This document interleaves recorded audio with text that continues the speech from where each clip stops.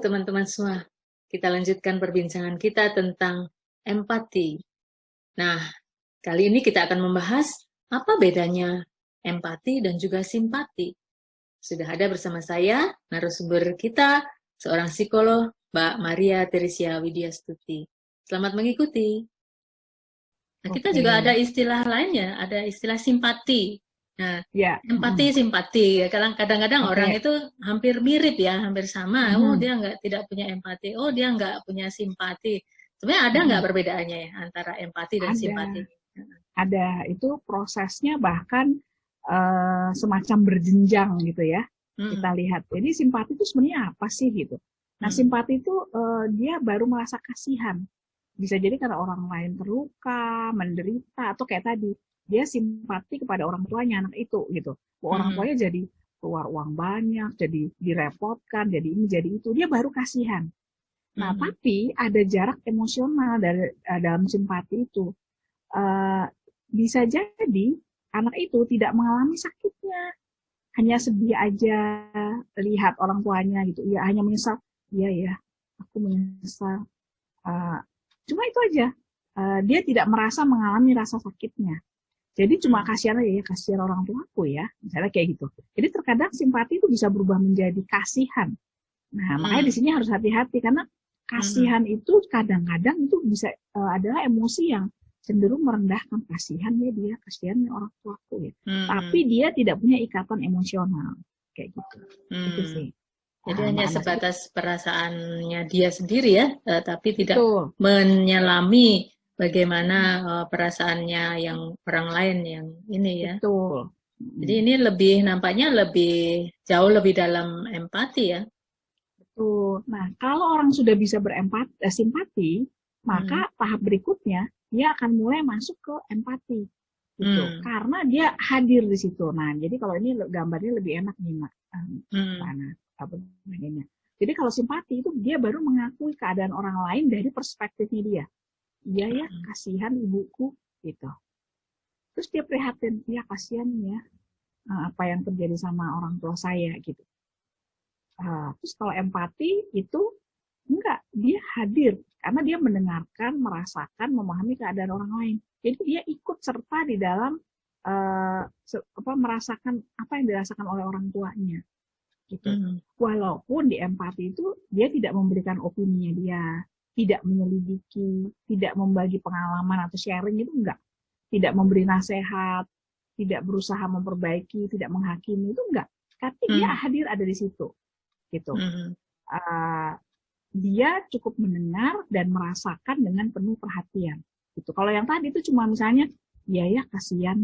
Kalau di sini dia bisa merasakan ibunya, iya ternyata aku salah ya, mulai ada gitu, aku salah ya, ibuku sampai menghabiskan uangnya begitu banyak untuk saya terapi, misalnya gitu. Nah dia pun mendengarkan orang lain, mendengarkan ibunya, aku nggak bisa kalau caranya seperti ini, uang kita sudah habis untuk dia kamu terapi, misalnya seperti itu ya. Dia mendengarkan gitu dan merasakan dengan penuh perhatian. Kalau yang tadi baru sebatas kasihannya mamaku gitu. Nah, kalau di sini dia udah mulai merasakan betul ya. Ternyata gara-gara saya uang yang dikeluarkan orang tua tuh banyak sekali ya. Gitu. Tapi belum ada tahap yang ketiga, Mbak Anas. Gitu. Apa itu tahap yang ketiga selanjutnya? Selanjutnya itu compassion. Nah, perbedaan antara tadi simpati, empati dan compassion ini adalah di compassion atau disebut belas kasih ini ada action. Ada action.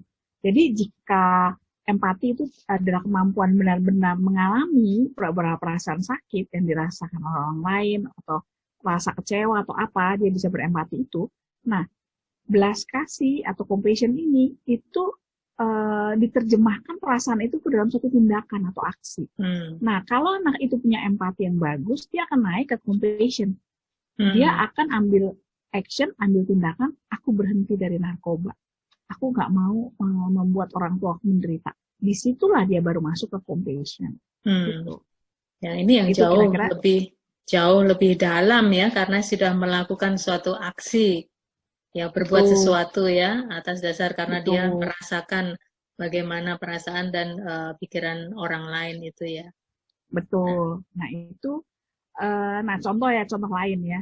Contoh lain misalnya gini, dalam suatu situasi itu ada satu keluarga yang kehilangan kepala keluarganya, gitu. Anaknya masih kecil-kecil, dia kehilangan kepala keluarganya.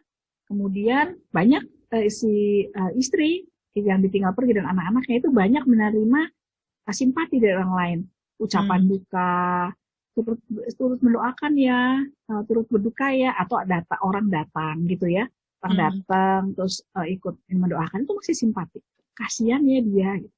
Nah, tindakan langkah berikutnya kalau empati itu adalah dia benar-benar datang, terus kemudian duduk bersamanya, bisa merasakan pada saat si ibu itu menangis karena kehilangan, dia bisa tepuk-tepuk ininya, iya aku paham kok rasanya seperti apa, kondisinya seperti apa gitu.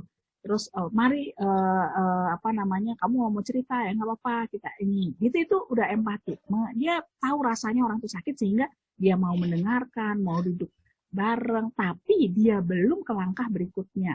Langkah berikutnya yang disebut compassion itu dia udah satu action yang lebih lagi, bahkan kadang actionnya itu tak terpikirkan. Nah, contoh nih yang diceritain ini, itu ada tetangganya yang langsung ngurusin anjingnya, karena mereka punya anjing, ngurusin anjingnya langsung ditempatkan di hotel anjing gitu, di daerah situ ada dititipkan di rumah penginapan untuk anjing gitu.